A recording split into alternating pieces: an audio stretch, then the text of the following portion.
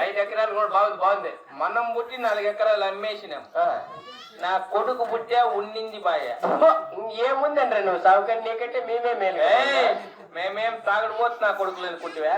ఇట్లా తాగేసి ఆడాడపడి తినేసి అయిపోయింది అనుకుంటా. ఏం చేసినావా? తమ్మాలపల్లి బిల్డింగ్ కట్టిస్తాడ. అబ్బా బిల్డింగ్ కట్టిస్తాడు. 30,000 మంది మేస్త్రీలు, 40,000 మంది కూలోళ్ళు, 70 లారీలు సిమెంట్, 90 లారీల కంకర, 100 లారీలు ఇసుక, దాంట్లోకి జగ్గు నీళ్లు.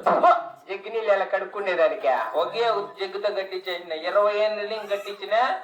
ఇంకా 10 ఏళ్ళ పని ఉంది. బిల్డింగ్ చూడల్లా సుమారుగా బాత్రూమ్ అంతా కట్టుకున్నా. బాత్రూమ్ కట్టుకొని ఎన్ని బిల్డప్లు చెప్తాను నువ్వు? కన్నన్నా కొడుకులు ఎందుకు పన్ను కొల్ల గుట్టు కంటే ఎవరో ఒకరు వాకిలేస్తారు. అయినా సౌకర్యం. ఇంకా ఎట్లా సౌకర్యం? నిత్య అన్నదానం రోజుకి 1000 మంది మా ఇంటి భోజనం చేసుకునేది. అబ్బా రోజుకి 1000 మంది? రోజు 1000 మంది. అప్పటికి మీ ఇంటికాడి బియ్యం సుమారుగా తోసుకుంటే ఒక షాట్కైతాయి. ఒక చాటుకుని ఇంకేంది 1000 మంది భోజనం చేసుకొని పోయేది. వచ్చి చూసుకోమేది. నా కొడుకు లేవు నాకేం పెడతాడు? మాకేం పెడతా. అయినా సౌకర్యం. ఇంకా ఎట్లా సౌకర్యం? బీడీ ఒకటి తప్పు నా కొడుక. బీడీలు అవి ఇవి అడుక్కుంటే నా కొడుకు సౌకర్యం అని చెప్తాను. నువ్వు ఓ మాట చెప్తా ఏమనుకోవా? ఏమనుకోండి చెప్ప. నాకేమన్నా పని పిన్నా